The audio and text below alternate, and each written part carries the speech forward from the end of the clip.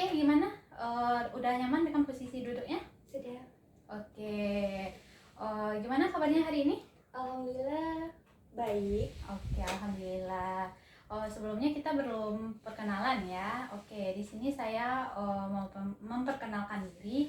Perkenalkan, nama saya Monika Damayanti, biasa dipanggil Monik. Silakan memperkenalkan diri. Oke, perkenalkan nama saya Suci Saputri, panggilan Indah. Oke, Kak Indah. Kak Indah, gimana sih kabarnya hari ini? Bahkan ini mood dan perasaannya gimana? Campur-campur sih ya. Campur-campur ya. Ya. Oke. Terus sebelumnya nih, saya mau nanya ke Kak Indah. Kak Indah udah pernah mendengar apa itu konseling atau sudah melakukan konseling? Belum. Belum. Berarti belum tahu ya apa itu konseling? Iya. Oke, di sini saya akan sedikit menjelaskan apa itu konseling.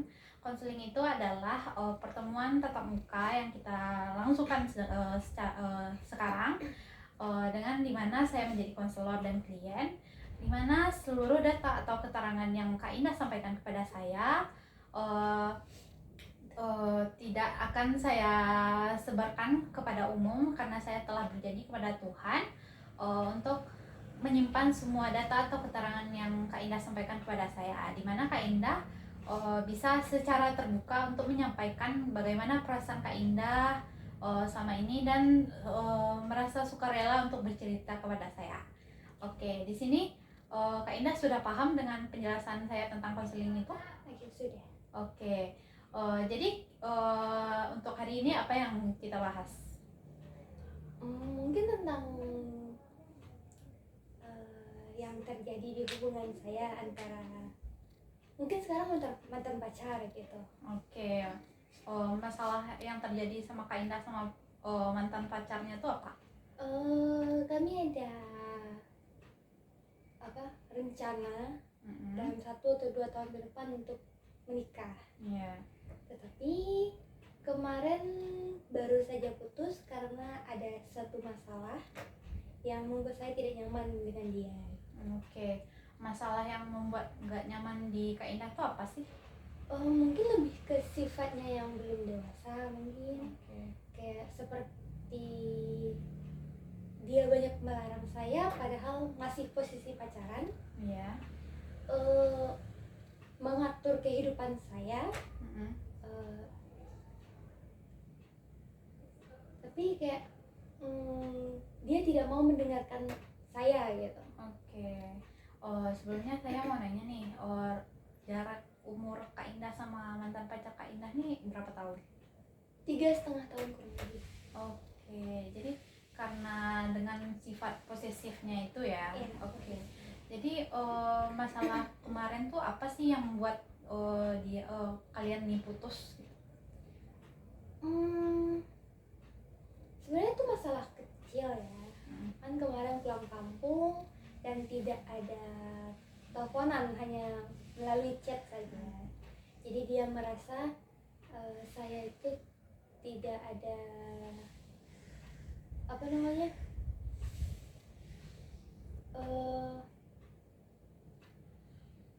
inisiatif gitu untuk menelpon dia. Padahal untuk di keluarga saya, keluarga besar gitu, ya, tidak tahu saya pacaran gitu. Ya, keluarga pun juga tidak ingin saya pacaran.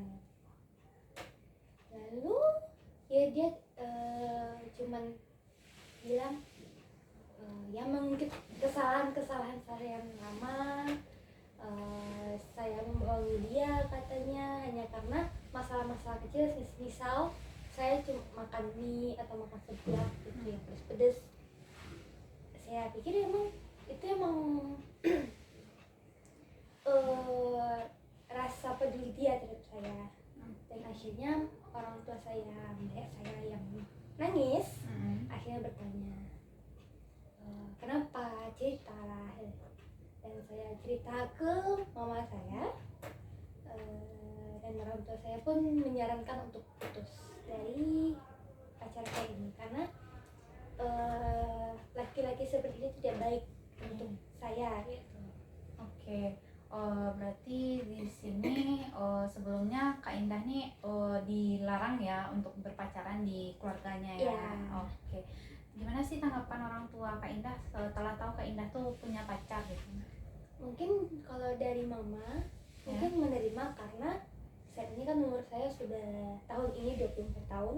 Ya. Jadi ya sudah waktunya. Tapi untuk ayah mungkin masih menganggap saya anak kecil. Ya. Jadi kayak lebih baik jangan pacaran. Itulah kata ayah gitu. Oke. Jadi itu tanggapan dari orang tuanya ya. Kalau dari ini mantan pacar Kak Indah ini kan tadi katanya posesif ya. Ya. Posesifnya tuh kayak dari awal hubungan sampai gimana atau gimana? Awal-awal hubungan dia masih, misal saya masih komunikasi dengan teman-teman cowok saya, teman-teman sekolah dulu gitu, sampai sekarang masih berhubungan tuh kayak dia awalnya ya udah hati-hati, tapi pas pertengahan mungkin beberapa bulan pacaran dia mantan saya ini cuman bilang gini, jangan berhubungan lagi sama dia, sama teman cowok saya ini. Padahal dari sekolah sampai sekarang istilahnya teman dekat saya cuma mereka gitu, cowok-cowok ini. Dan saya cuma, ya mungkin pikiran cowok berpikiran laki-laki sama aja kepalanya, isi kepalanya gitu. Padahal saya merasa selama berapa tahun, paling kurang lebih 10 tahun saya kenal teman-teman saya ini, mereka nggak pernah melecehkan saya, membicarakan hal-hal yang vulgar, nggak pernah. Cuman saya ngerasa pas itu untuk nuruti perkataan pacar saya gitu. Saya turuti, akhirnya saya sampai sekarang pun nggak pernah berhubungan lagi sama teman-teman cowok ini. Oke. Sebelum ini saya mau tanya lagi nih Kak Indah, setelah kalian memutuskan komitmen untuk pacaran dengan pacar Kak Indah ini, sebelum itu ada nggak sih larangan-larangan awal yang dibentuk sama pacar Kak Indah ini? Pacar mantan ke Iya. saya. Mungkin untuk awal cuma bilang janganlah temenan sama orang-orang kayak gitu, janganlah teman sama orang ini nggak baik. Abang lakuin ini untuk kamu. Nah, alasannya itu gitu. Oke. Gimana sih perasaan Kak Indah setelah kayak punya pacar posesif, di mana saat posisi Kak Indah masih pacaran sama mantan Kak Indah? Mungkin awalnya bahagia ya, seneng karena ngerasa dia sayang banget sama saya, karena posesif dia itu untuk melindungi saya. Tapi setelah lama-lama saya menjalani, saya merasa saya tidak menjadi diri saya sendiri. Oke. Bisa dibilang kalau Kak Indah ini bisa ketergantungan dengan pacar Kak Indah. Iya. Oke. Terus Kak Indah sama mantan pacar Kak Indah ini udah berhubungan pacaran udah beberapa tahun? 1,5 tahun kurang lebih. Oke, 1,5 tahun ya. Jadi kan tadi Kak Indah karena hanya ada masalah kecil dan bisa yang membuat nggak lanjut lagi hubungan. Oke. Di sini setelah putus ini gimana sih perasaan Kak Indah? Ya awalnya sedih pas putus, soalnya ngerasa hubungan lama ini tiba-tiba harus kandas gitu kan. Cuman mungkin lama-lama, nah ya, dan teman-teman saya juga bilang dia laki-laki yang toksik gitu. Dia bukan laki-laki yang cocok untuk kamu. Masih banyak laki-laki yang masih mau sama kamu, masih banyak laki-laki yang ngincar kamu, dan jangan sedih berlanjutan gitu. Kalau saya tangkap di sini masalah kecil yang membuat putusnya hubungan Kak Indah ini karena yang cowok ini mempunyai perilaku yang posesif. Ya, posesif. Oke. Gimana sih Kak Indah langsung cerita sama teman atau gimana? Ya tolong cerita bagaimana perlakuan dia ke saya, gimana larangan-larangan dia saya ceritakan ke teman gitu. Oke. Dan teman juga bilang lebih baik putus, tapi terserah Kembali keputusan kembali ke keputusan Kak saya. Indah. Oke. Dari beberapa teman Kak Indah itu gimana sih responnya terhadap yang Kak Indah ceritain tentang cowok Kak Indah itu? Mereka ada marah ke saya karena terlalu bucin lah ya, terlalu bucin ke dia sehingga saya tidak melihat keburukan dia gitu. Dan juga mereka juga kesian kepada saya karena ternyata ada sesuatu yang tidak saya ketahui tentang dia, tapi teman-teman saya ketahuan gitu. Oke, berarti teman-teman Kak Indah tahu, sedangkan Kak Indah nggak tahu ya. Oke. Di sini katanya rencananya kayak beberapa tahun untuk mau menikah. Ya. Sebelum itu kan karena dari Kak Kak Indah melihat dari sikapnya tuh kayak ada nggak sih perasaan kayak nggak jadi deh sama dia, ada nggak? Nggak jadi putus atau Nggak jadi mau nikah? Ya karena semalam sebelum saya balik ke Padang saya curhat lah sama mama gitu. Saya ceritakan semua bagaimana hubungan saya dan mantan pacar saya ini ke mama. Dan mama ngerasa itu bukan laki-laki yang baik untuk dijadikan pasangan hidup. Dan dari situ saya ngerasa emang lebih baik putus daripada lama-lama sama dia gitu dan akhirnya menikah terus menyesal gitu. Iya. Oke, tadi itu respon dari mama ya. Iya. Sedangkan kalau dari respon ayah gimana? Ayah belum tahu Sama pasti sekali. tentang dia, cuman ayah mungkin balik ke mama ya. Mama yang ngerti gimana laki-laki yang baik untuk anak-anaknya. Ya, oke.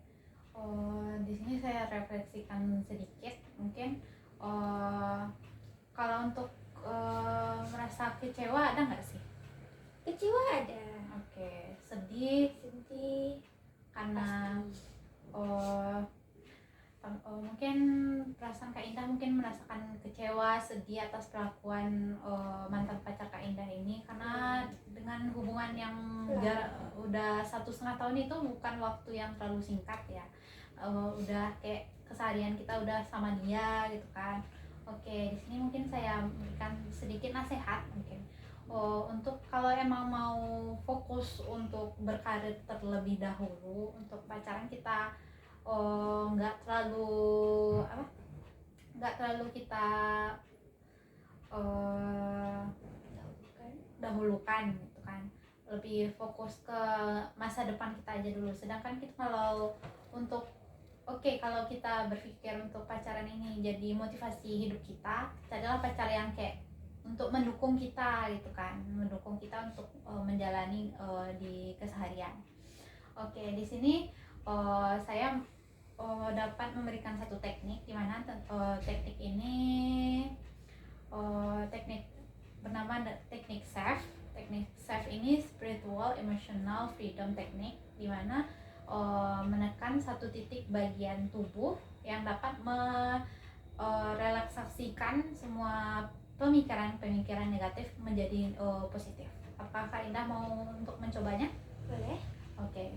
Sebelumnya tadi dari yang saya tanyakan dan Kak Indah sampaikan kepada saya, Kak Indah itu merasa kecewa, sedih, dan kayak ada nggak sih merasa kayak suka menyalahkan diri sendiri? Ada. Oke. Menyalahkan diri sendiri di sini tuh gimana sih menurut Kak Indah? Ya saya merasa bersalah karena mengenal dia, menuruti perkataan dia. Oke. Sebelumnya di sini saya akan menanyakan berapa sih skala 0 dari skala 0 sampai 10, gimana sih perasaan sedih dan kecewa Kak Indah terhadap mantan Kak Indah? Dari 0 itu paling rendah, yang sedangkan paling nomor 10 itu paling tinggi. 8 sih. Oke, 8 ya. Di sini skor itu bisa dianggap itu udah paling tinggi ya. Oke, di sini saya akan melakukan teknik tersebut.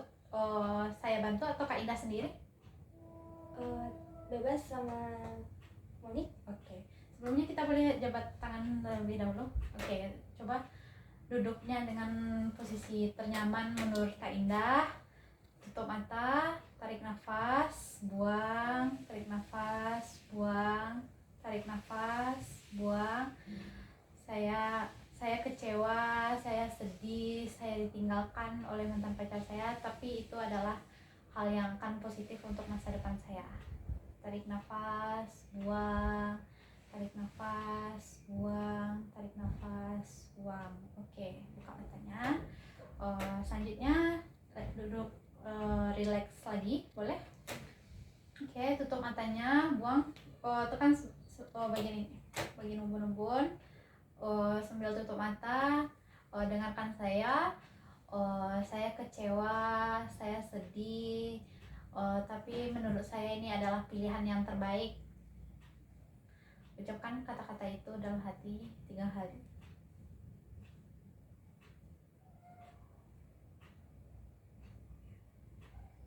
Oke, ganti ke sini. Tutup mata, tarik nafas, buang, ucapkan kalimat tadi yang saya sampaikan.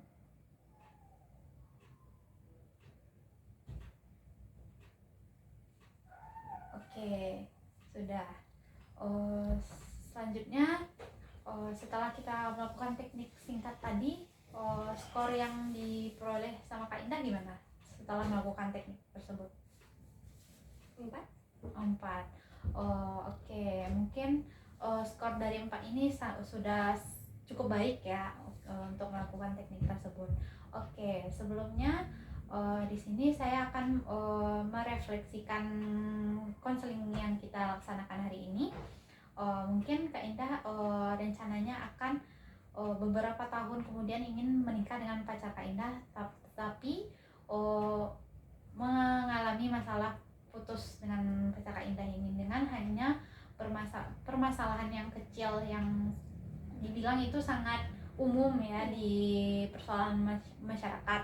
Oke, di sini saya sedikit mau bertanya kepada Kak Indah, setelah melakukan konseling ini apa sih pemahaman baru yang Kak Indah dapatkan?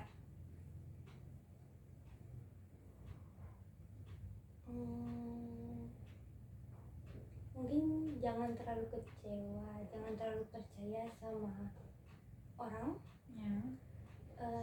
Sehingga ya enggak, kalau misalnya enggak terlalu percaya sama orang, nanti dia nyakitin hati, enggak akan sesakit ini.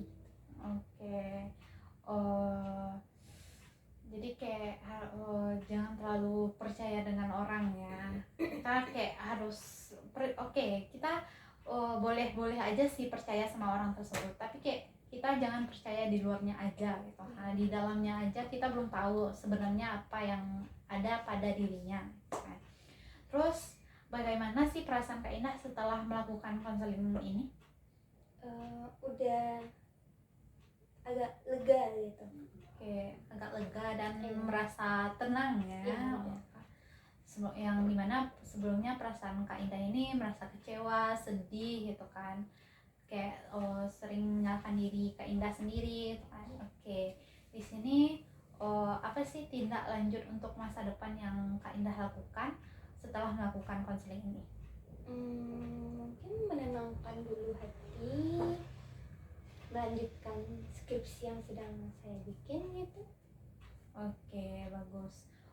Mungkin untuk masa depan Kak Indah terlebih dahulu Kak Indah fokuskan. Kalau untuk pacar ini kan udah putus nih ceritanya, jadi kayak udah kayak jodoh itu udah diatur sama Tuhan kita yang di atas gitu kan, kita serahkan aja kepada Tuhan Yang Maha Esa. Sebelumnya ada yang ingin Kak Indah sampaikan lagi pada saya? Ya, terima kasih saya karena sudah mendengarkan cerita saya gitu. Oke. Kembali terima kasih.